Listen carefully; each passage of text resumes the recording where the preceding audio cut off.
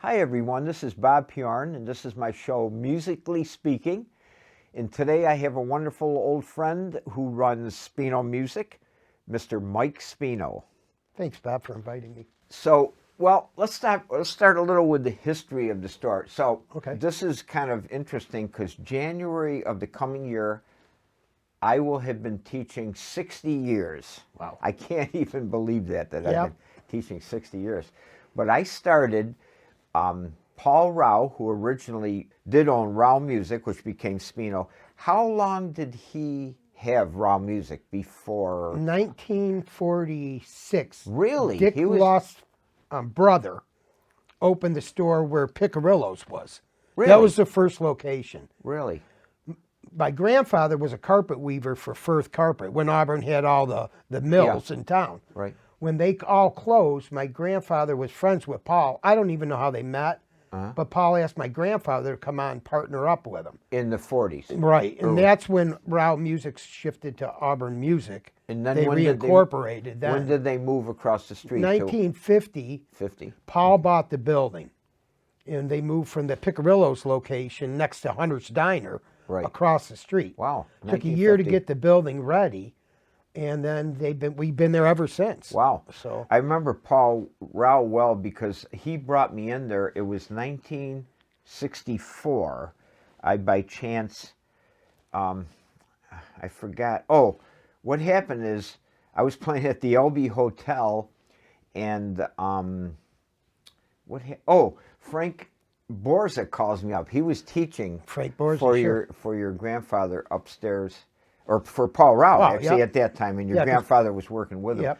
He was working upstairs, and he said, "Bob, I have 6 or 8 students, and I'm up in the Adirondacks playing, and I can't get back. Will you teach them?" I'm 17 years old, and I go, "I don't know how to teach anybody." He says, "Well, you got to go because I can't call them." So that's how I got into Auburn Music. And then Paul hired me, and a really great guy. And I'll tell you what I remember him. We got married 2 years later, Lita and I, and he got me an apartment. He took us to Syracuse to buy furniture. He was a great guy. And he ran, now that comes back to me, all these things, he ran an ice cream stand up at the lake. Johnny's Drive-In at the foot of the lake at the traffic circle. That's right. And and there was a liquor store. Did he own that? Right next door. Nope, he didn't own the liquor store. Okay. That was on state lease land. Yeah. So when they didn't renew the lease, that part of the building, that Johnny's Drive-In, is now Tom Thumb. The old part of Tom Thumb, he bought the building and moved it over to there. Really? Yeah. Wow. That I old didn't know front that one. part. That's an interesting side note to all the things we're doing. So let's get back. So your grandfather, Nick Speno Sr., is working with Paul Rao at this time. And then let's trace some of the history of Speno's, because I remember a few things that you can comment. Bob Popick actually owned it for a while. Bob owned the building. Oh, he did. And the piano and organ side. Okay. Because we didn't want to do the piano That's organ right. Yeah, part now of do you it. remember? Okay, so Bob Popick owned. Then I remember Gerber Music came in for a while. Billy came in for 1 year with an agreement with my grandfather to run the store for a year until Paul's estate could be settled with my grandfather. Because Ann Rao was the one Grandpa had to deal with. I see. So Billy agreed to come in and just run the store for a year. When that year was over, or whenever the estate got settled, then my grandfather would take ownership. He took over. But Grandpa ran the store in Auburn, and Billy was over in the Syracuse area. So he was basically managing the store through all this. So, through all this. So the store, of course, you're one of the most famous stores around the area now. As a matter of fact, I was thinking about it. I don't know if you remember, because I play at Next Chapter Brew Pub often. I was telling the owners, that used to be Baines Music Store. You probably never even heard of it. On Market Street, Baines? No, it wasn't on Market Street. It was on Exchange Street. Exchange Street. Yeah. That was Baines Music. Yep. And I remember it back, whether it was a Mr. Bain that ran it, and then there was one other music store. Jack Guerin. Guerin's, yeah. The thing about Guerin's, though, as a young kid going in there, it seemed very aloof. I mean, I look at this Gibson guitar and had like a spotlight on it. It looked like you could never touch it. Right? And Jack was a real nice guy. He was a very nice guy. But the store seemed very, to a young person, it seemed rather aloof to like touch an instrument. Whereas at Speno's, you go down there and you know, you could play. But anyway, so I started teaching there in 1964. I was teaching upstairs, and I started teaching there. And then you guys had, Gibson and Fender were the two biggest things. I remember you had tons of Gibson at that time. Gibson Gibson, guitars Fender, there. and Martin. Obviously, you run the store now, and it's very popular. You definitely are the biggest well-known music store in the area. But I like to ask this question. It's kind of tough. How is it to deal with selling in a small town retail as opposed to everything's going to Amazon, and then you got Musician's Friend and Musicians Sweetwater and everybody else. Sweetwater, yeah. So our ad campaign we're running right now on the Finger Lakes Radio Group, that's where I try to do most of the advertising these days, is I will price match anybody. But what we do on top of it is give you free restrings in service that you won't get. Right. So if price is the only factor, then if we match that price and offer everything a mail order house can't do, then we should be in the ballgame. The hardest part, though, is getting a kid to realize that the internet is the be-all, end-all of everything. That's the hard part. Yeah, I know. And that's why I have to deal with the teaching. I mean, people think you can learn. You go on YouTube and you're a genius. Well, yeah, all the information is there, but it's not presented in a logical fashion. Right. But you made me think of something. I've had people come in, and some woman will come in with her kid, and she'll go, well, I saw this guitar at Walmart, you know, and it's blah, blah. I says, don't go to Walmart. I says, you think when some strings break or something goes wrong, they're not even going to know you. I tell people, I say, shop locally, go to Speno's, because if something happens, but you hit it right on the head, that's the one thing you can do. That they can't, you know, Musician's Friend down wherever they're based, Florida or Georgia, I don't know where they are. I mean, they sell the guitar. They don't care anymore. Well, that's Bain's Capital, too. And Bain's Capital is Mitt Romney and corporate raiders, basically. And then during COVID, you had things happen like Toyota Automobile Company buying majority stock in Fender, and these companies don't care about music. I know. They're stockholders they have to answer business, to. Right. So somebody can bring a guitar to you, and you can do all kinds of work on it and do repairs and adjust the neck and change the strings and everything. That's what people realize, that they definitely should shop locally and go to your place rather than, you know, online. Yeah, you can see a nice guitar and it looks great because it sounds like it's on sale, but you can match that offer. Well, the thing with the sale thing, it's like when you're talking directly to the owner, you can negotiate your price every day's the sale. You know, but what's happened with a lot of the younger kids is the art of communication has gone out the window. Oh, of course. I had a high school kid in yesterday, probably about a 9th grade age, and he spoke to me through his mother like she was the interpreter. He whispered to her, and she relayed his thoughts to me. And that's a little different than it used to be. Yeah. It's funny. I think of the old days when I was teaching there in the 60s and 70s. I always remember I'd be teaching, and then they'd have some time off. I came up from the back, and all these kids would be gathered around these guitars, and they go, Bob, what do you think of the new 684753? And I go, what's that? He says, well, that's that guitar there. I says, I don't know anything about it. How many strings does it have? It looks like I might be able to play. What color is it? But the kids would come in, even before your time, I used to laugh. Kids would come into the store, and they were dreaming. They were talking about what the name of their band was and what they were going to wear before they could play.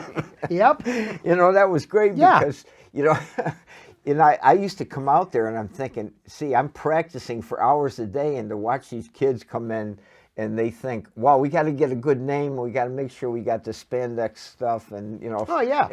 They're dreamers, but it's all right. What do you think from the time, well, I think we kind of answered it already, from the time of your grandfather and then your father taking it over, what do you think the biggest changes are in retail, not just guitar, I mean, selling music? It's obviously the internet has infringed on you. I mean, is there... Before COVID, we were like 40th oldest family-run store in the country by MMR, Music Trade Magazine.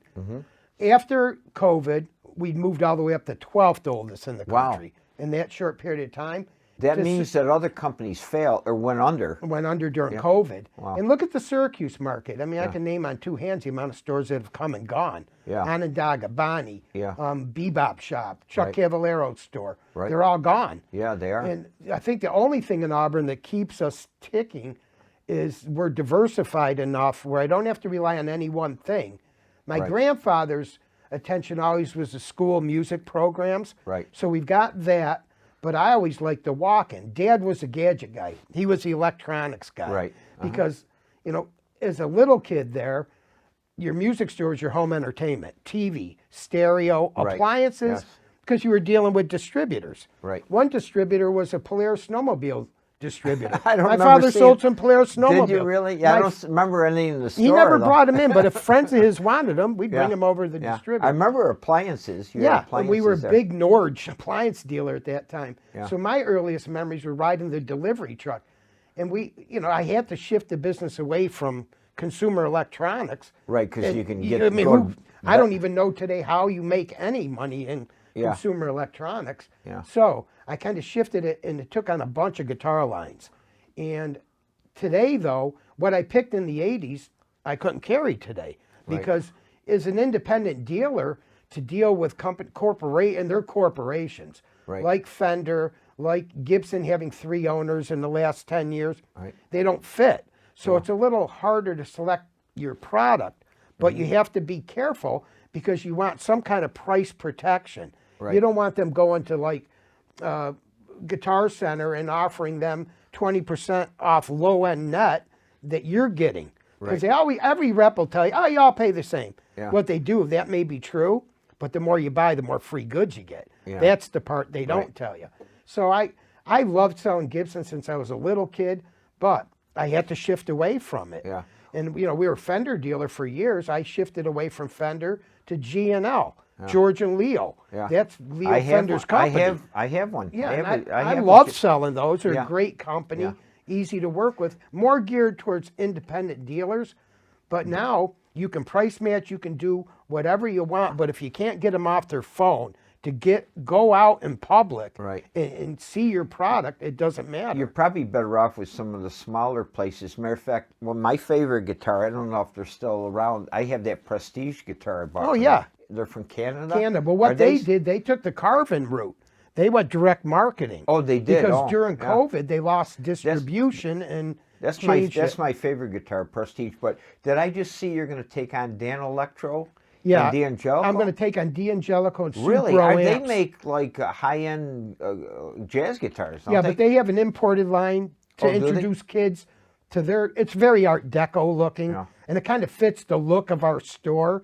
So I wanted, and I'm doing Guild, which Guild has been a major success for us. Yeah, they were very popular in my time. I never owned one, but I know a lot of people really swore by Guild Yeah, guitars. and we, you know, some of the companies we've got 50-year history, like Peter Trainer amps. Yeah. We're one of their oldest dealers since '68. Continuously, we've carried that. Yeah. But other than that, the old, you know, when we were kids, the staples were Gibson, Fender, Rickenbacker, Gretsch. That was about it. Yeah. Kids today have a far better choice at entry-level beginner guitars than they ever Well, did. there's another big thing that's happened. People don't just look at buying a Gibson. You know, when I was a young kid, buying a Gibson guitar, I remember my mother bought my first one, whatever it was. But today, bands have like little Kent guitars from the 60s. Yeah, they're playing the stuff that no kid wanted at that time. Right. They had like 6 pickups. Yeah, with a bunch of blender switches on it. Yeah. Yeah, it's funny. I can think of some momentous occasions at Speno's. I'll never forget in the early 60s, before you were there. Well, you were probably hanging around with your father, but I don't think your father did. I think he was in Egypt. He was in Egypt. He was in Saudi he was Arabia. in Germany. He was everywhere. He wasn't there. You weren't there. I remember I was, I mean, my whole life I spent years trying to play guitar as best I can. I'm sitting in my studio practicing as usual, and your grandfather came and says, "Bob, I want you to hear this new product that guy has." Guess what it was? A distortion pedal. Oh, God.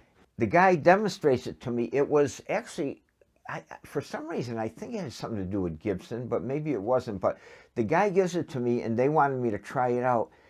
And see, at that time, the sound of guitars was like the Beach Boys, very clean. Clean, yep. Distortion hadn't, you know, the Jimi Hendrix, Eric Clapton thing hadn't hit yet. This is like 64 or so, just before. And I plugged it in and I go, wow, why would anybody want to sound like that? It sounds like a blown speaker. Yeah, that's what they sounded like, an amp that needed repair. Yeah. Well, do you know how distortion came about? If you think about this, in the early days of rock and roll, as a matter of fact, Link Wray would rumble. 1958 was one of the first guys. He supposedly, whether this is true or not, punched a hole in the speaker with a pencil to get it to distort. That's funny. But here's what happened. In reality, think about this. When those people, Buddy Holly and all those people, they were traveling in the early 60s, they were playing big halls with small amps. Right. They weren't going through the sound system.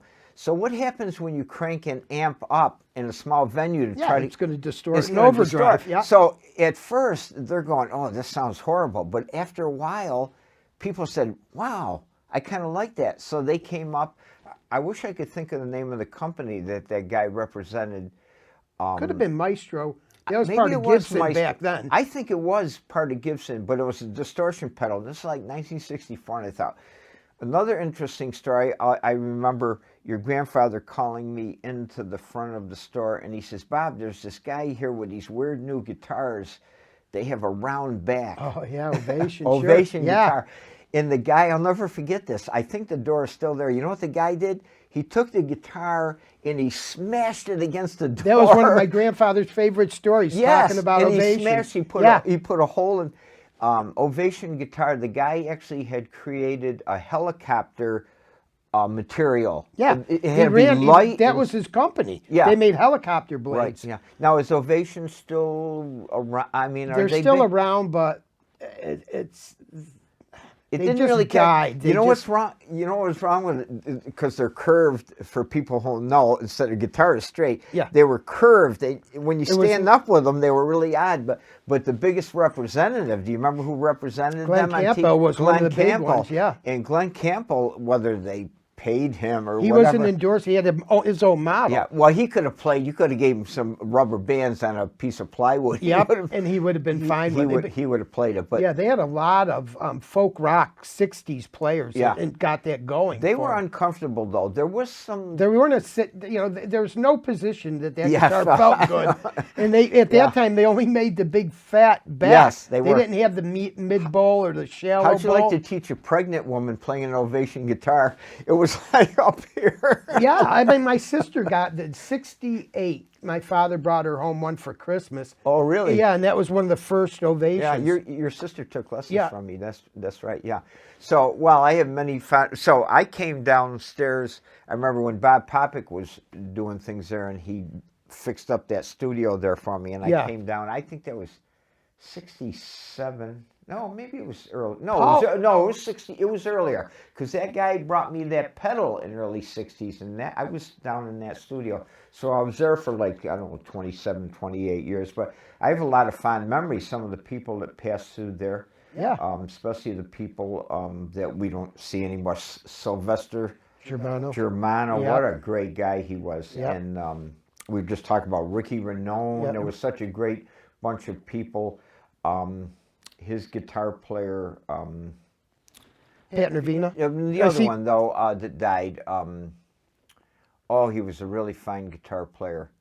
But anyways, there's so many people that passed through that store that, got their whole musical life was centered around Speno music and learning and looking at guitars and so on. So I miss all the old timers. Mike Signorelli, one of my favorite people. Yeah. It's funny, when I started the show, I wanted to get those guys first. Yep. And little by little, they were dying out. Yep. And I would have loved to have Mike. He was one of the nicest guys I ever met. Talk about being Mike. encouraging. We used to call him the professor. He was a great what guy. A nice guy. Yep. I talk to his son all the time about him. But there was, I had an unenviable spot of playing rock and roll. I always hate to admit my first rock and roll band at the LB in 1964, around that time, was Pepper and the Shakers. That was the name of our group. With a great guitar player. Paul Fedor, he was a Paul really Fedor, great guitar player. Bruce Schaefer on bass, and he played one of those B18s.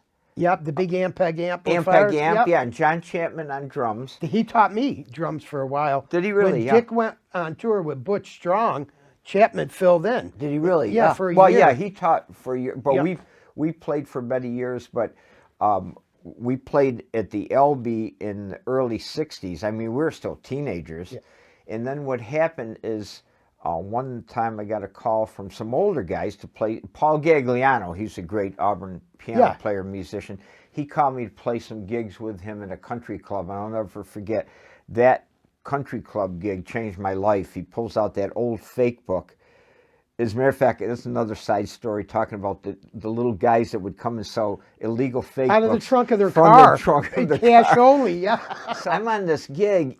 I can hardly see the music, and there's 3 songs on a page, and they go page 298, and I'd be playing, and I go, what the heck? What's a diminished chord? I don't even know what that is. And he go, Bob, take it. And I go, you know what I mean, take a solo. I didn't know what the heck I was doing. So that was the time in my life where things really changed for me. But what I was getting at, back to Mike Signorelli and some of those older guys, some of the older guys were really adamant about the young guys coming up. And they used to say, I was playing in a rock group at the LB, and the old guys would say, Bob, what do you want to play with those guys for? They only know 3 chords. And I go, well, it's fun, and you know, there's girls, and we we drink beer, and then the young guys would say, what do you want to play with those old timers and do polkas? So I was in this strange situation. Well, you were in the crossover period too. But there were some people of that era, and Mike Signorelli was very nice. He understood that I was a young guy, but he would, and Mike Servo and all those people. I always wanted to get the show started with them. As a matter of fact, I wanted my first guest to be Sammy Scala. Or Lou Scala. Lou Scala. Lou Scala. Sax player. Yeah, he was up to 100 by then. His daughter didn't feel he was in a good enough health to do it. And I always wanted to document those guys because they were the basis of our musical scene. Joe, piano player. Capiello. You know, they taught all the piano players. All the old timers, And we had so many good earlier musicians. Of course, I mean, Frank Musidola was a world-renowned musician up until the time he died. Yeah, he was a strong, awesome personality. A real upfront kind of guy. Oh, that's Frank. For sure. You know, I worked with him a lot. I could tell stories. I think I told his son Phil on the show there. Frank was a sergeant in World War II, and he was very, when we had a rehearsal, I'll never forget, I probably told the story before, but it's so funny, it's worth having. He hired me to do an album with him, and it was at my studio on Howard Street when I first moved up from Speno's. And we get there, and it's Joe Lopresti, who's great military sax player. Nobody knew him because he played in the military. Yep, and what a funny guy. He looked like Rodney Dangerfield. And he was a phenomenal sax player, really good. And there was Joey Musidola and Dick Howard. And we're supposed to rehearse at 12. And it's like 5 to 12. And we're sitting there. And I'm looking, well, why don't we start? And he goes, and Frank's just sitting there quietly. And finally, he looks at his clock, 12, and he would start. Yeah. It was his Army training. Yep. He was so precise about everything, you know.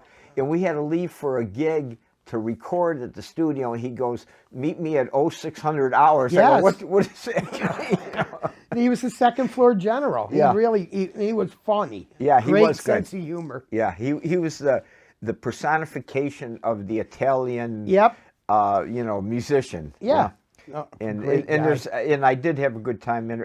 If people can look, by the way, I should mention this, you can see my past shows on YouTube, and I would definitely look into the one where I interviewed Phil Musidola about his father, Frank, because Frank was a great musical institution. Are there some other musicians you can think of that came in? Of course, Dick Howard was legendary, and everybody, you know.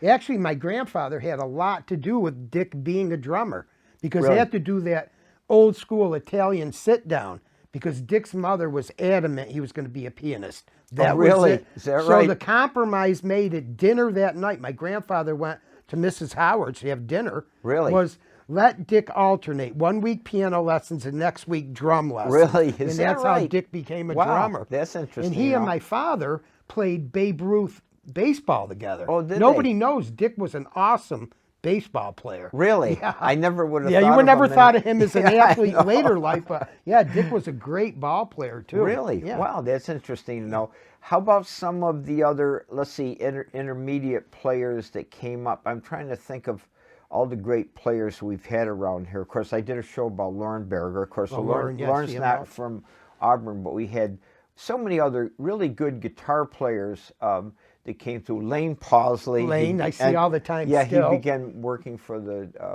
Yeah, he is city and city. Yep, and code enforcement. Yeah, we had so many other young guitar players. And my main thing, again, teaching back there was to come in and look at these guys. They're all looking up at your wall of guitars, Yeah. just hoping and wishing for. And you guys, I mean, some of my earliest memories are you guys practicing downstairs in the basement. Oh, that's right, yeah. With Breezing and Yeah, Cloudburst. yeah. Yep. That's right. There, is that still rented? Do you still rent that area? Downstairs, Jerry Bauer built a beautiful percussion studio downstairs. Yeah. He's got one. Then Chris Call has his paint shop downstairs. Oh, does he? Yeah, and then when Oh, I was really? playing with Medicine Diana, we built a little practice room off the one corner. Yeah. And Dave D'Alberto's got a beautiful studio downstairs, Oh, too. he does too. Wow, Yeah. there's a lot of room. I remember, as a matter of fact, one Auburn musician learned his craft down in that basement. I don't know if you know who that was.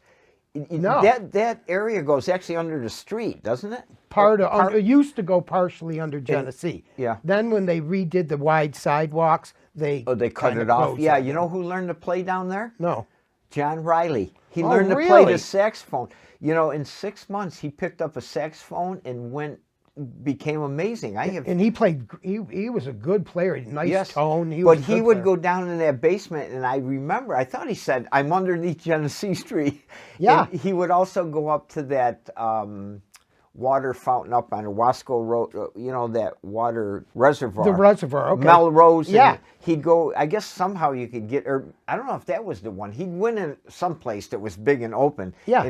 But he used to tell me he used to go underneath Speno's and practice for hours. Yeah. Probably in the middle of the night or something. So, yeah, we lost. Oh, Hot's Converse. My Hots. God, we lost so many great musicians. Hots, his brother Danny. Danny all died died, young. yeah, His very- father, Danny, and Hots all Yeah. died very young. Great guitar, great Hotz and his brother, terrific guitar players.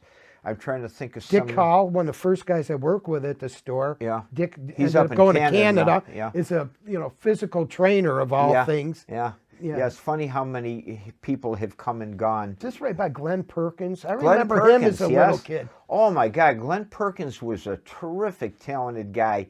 He just had some mental problems or whatever. Another one, great guitar player we had that I taught as a kid, Ron Cunningham. Oh, Ron, yeah. I mean, Ron was just. He had a was- lot of talent. He was a good entertainer, Yeah, too. he moved out of the area. He was really great. But so many people passed through Speno's and either took lessons or just hung out there looking at instruments and so on.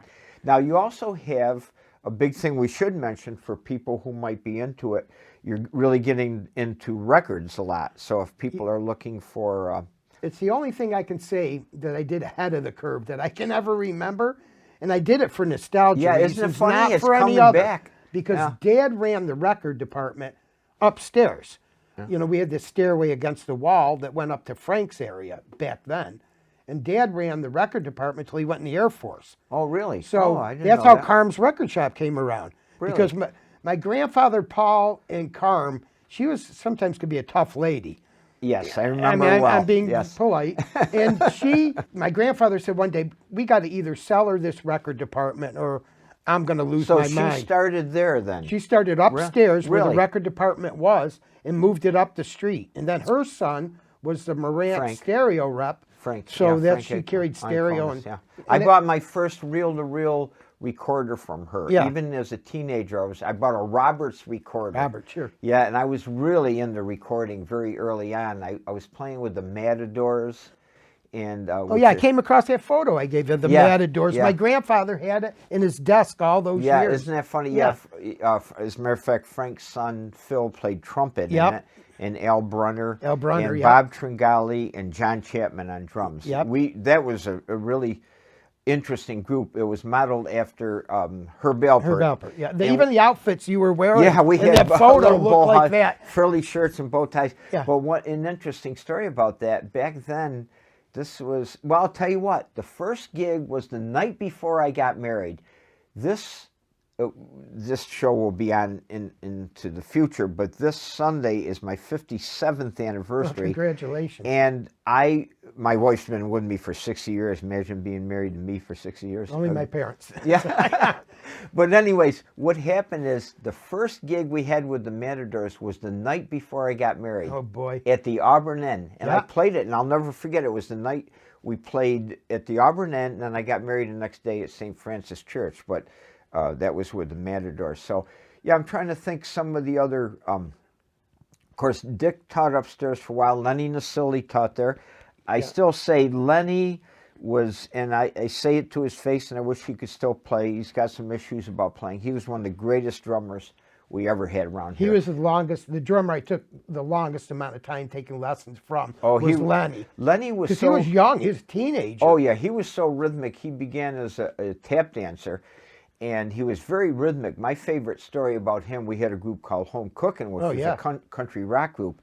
And I always had new guitars. I'd get a new guitar. I had probably 10 335s, and I could never sell at those times. I should have saved them, put them in the bank. I can think of a few I would have liked them stashed away. But anyways, Lenny was so precise and so good.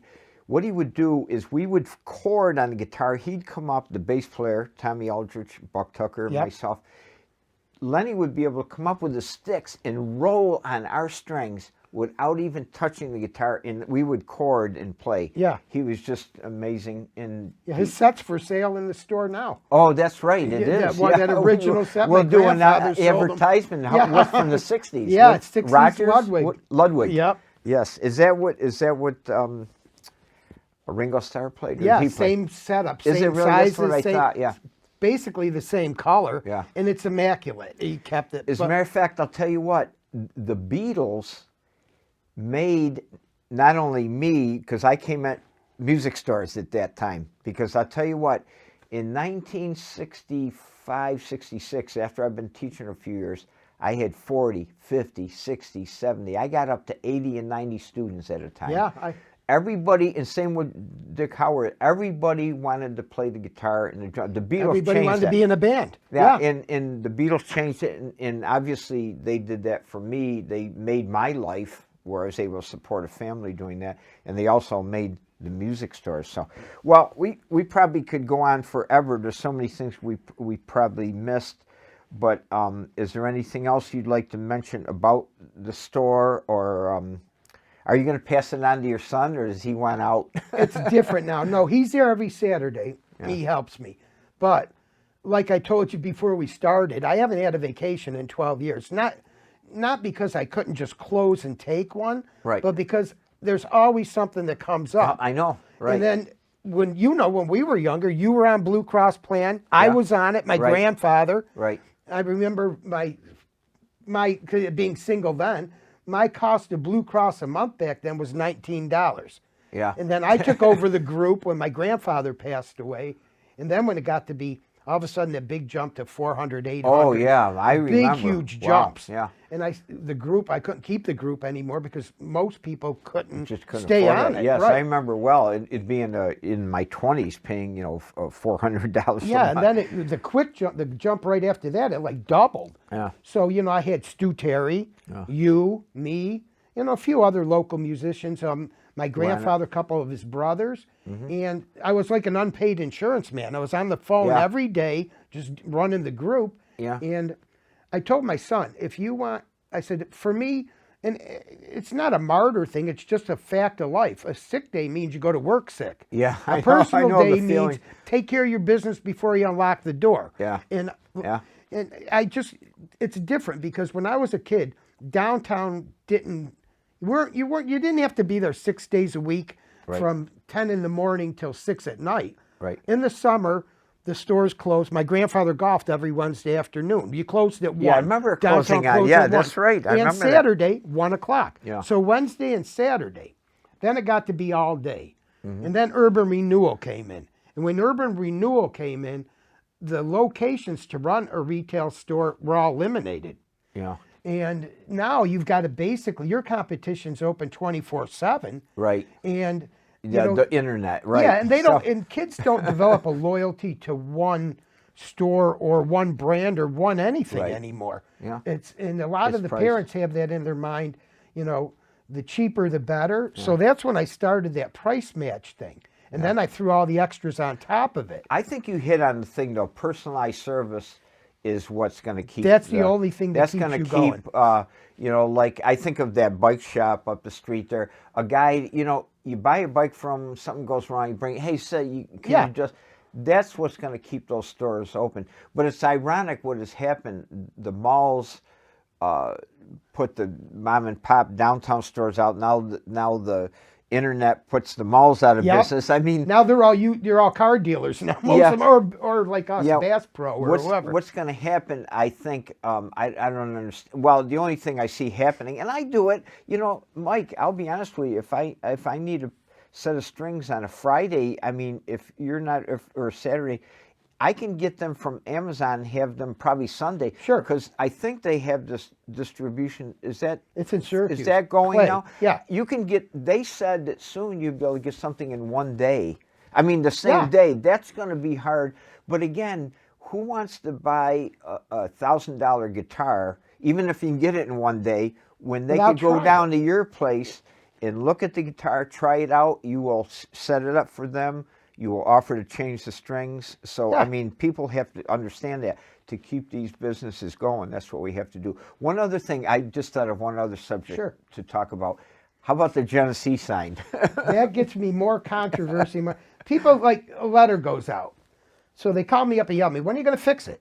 I don't own it. My father didn't own it, my grandfather. Genesee Beer owns that sign. For the people who don't know, in the center of downtown Auburn, above Speno Music is a huge Genesee Beer sign. It's always been a staple. Yeah. It's like Hunter's way. It's on the cover of the Chamber of Commerce brochure, the Auburn coloring book. I mean, it's everywhere. So people probably come in and explain, your E is out. Yeah, they do. And what it is, it's the crows. They chew the wiring. Really? When they sit, they perch on that sign. I just thought they blew out. No, really? They're all LEDs. Now, when you were young and I was younger, that was lit up by neon. And then they'd fly into the tubes, break the glass, and that would be that. Oh, I didn't know that. And, 12 years ago now, and that really, it was probably one of the biggest disappointments I had, because Dad and I worked with Genesee Beer to get them to relight that for 10 years. Really? Because they were almost at the point they wanted to take it down. Are they still a viable, I mean, is there Genesee Beer? Oh, Beer? God, you go to Rochester. I grew up on it, but I mean, as a kid, but. And that's why we wanted it lit, because it was a nostalgia about the industrial period in Auburn where, you had P&R, Columbian Rope, all those factories. Right. And every time you went to a factory picnic or function, it was Jenny Red Eye. Was the beer. Yeah. When I was in high school, it was Jenny Cream Ale at happy hour at Curly's. Yeah. So we worked on them for 10 years because... I'm surprised they wouldn't want, isn't it in their best interest? Well, because they were bankrupt. Oh, I see. So Genesee Beer is now part of Labatt's. Oh, I see. And then they have what they call the Jenny Brand Manager. They decided during the big nostalgia craze, and then with a little cooperation from City Council, they decided we're going to relight this. Yeah. Because they did that big Jenny Brew Hub or Brew Pub in Rochester. They've got a big sign on the roof of their building, smaller than the one on our building. So how old is that? 52 they put it Is it really? Yeah. So originally it was neon, then you changed to LEDs. But the crows are, I didn't know that. Yeah, they eat the junction. So I said, well, can't we put this in conduit or something? Yeah. So they did that. So they just found a different spot to chew through the wiring. It's the same 2 letters all the time. So that's why, so 2 letters. So just to take you off the hook that Speno Music is not... We don't own it. We're not the keepers of the sign. We notify them. And then you got to get up there with a lift truck. Yeah. So they'll be up there again in the spring to take care of the 2 letters that are out right now. You know, we were talking about, see, we can go on forever here. I was just want to make note of one of the names that sticks in my mind to this day. He was a legend there. He wasn't a musician. Bob Allnut. Oh, Bob. I never saw a guy who could lift a piano by himself. One guy. And he wasn't that big. And he and my father. He delivered pianos and organs. Yeah. And then appliances, TVs. Yeah. And at that time, Bob we had Allnut. the contract for Auburn Memorial Hospital.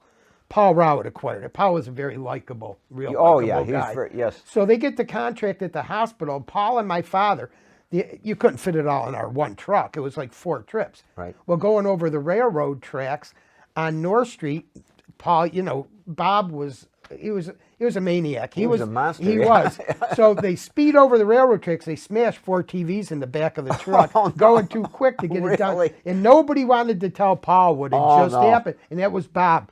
So Bob blamed my father blamed Bob. They were giggling, but Paul wasn't too happy. Yeah. But Bob was. He was a monster. Yeah, he was. I literally remember him lifting piano. He used to come out and say, "Bob, give me a hand with this," and he'd lift up a piano. No, and he wasn't big. It just goes to show you. No, he was just strong as a bull. Yeah, he was a character. That's where I got my start, was riding the delivery truck. Yeah. Paul gave me 2 jobs because Grandpa stayed out of it. Yeah. Paul would say, wax this grand piano with paste wax. He said, I'll give you a quarter. So I think back then when I was like 8 or 9, hanging out in the store, nobody thought that, I'd still be there and be the one that ran the store the longest. Yeah, because Grandpa died and I took over in '82. Yeah. I was just in my 20s myself. Yeah. So yeah, it's a big thing to take over. I was also thinking of the repairman you had, Bob Wines. Bob Wines. He was there for He was a Al GE Grant. engineer. Al, the organ repairman. Al Grant, yeah, he was a character. Al Grant. We had many legendary people. It kind of makes me sad. Stu Terry, to was look a good Stu, pianist Stu himself. Terry. And I didn't realize at the time that Stu Terry was part when I did the show about Dickman's, which anybody hasn't seen it, go see my show on YouTube about Dickman's being a big band dance hall. Yeah. Stu Terry, one of the nicest guys I ever met. He was a trumpet player, I think, then. Then he ended and another person right across the street that is amazing, Beeline, Bunny was one of the sax players at Dickman's. And I just learned that recently. Yeah, I learned that back then, but he didn't. I used to go there all the time and talk to him, and he was very friendly. Yep. He never mentioned music, but come to find out, the guy that ran Beeline back at that time was one of the people at Dickman's. So, yeah, in that big band. yeah. So okay, well, I think we covered a lot of ground. I suppose we could probably go on forever, but just to bring back a little nostalgia and bring your store to the forefront. So thank you very much, Bob. Thanks for inviting me. Yeah, that was great. I relived a lot of things that are coming back in my mind now. Some people. So, okay, folks, thank you, and I'll look for my show again. Remember, these shows are all on YouTube. So if you put Bob Piorun, Piorun, and I'd like to thank, as usual, the cameraman, Jim Reichert, for doing all this. And I'll see you the next time. Thank you.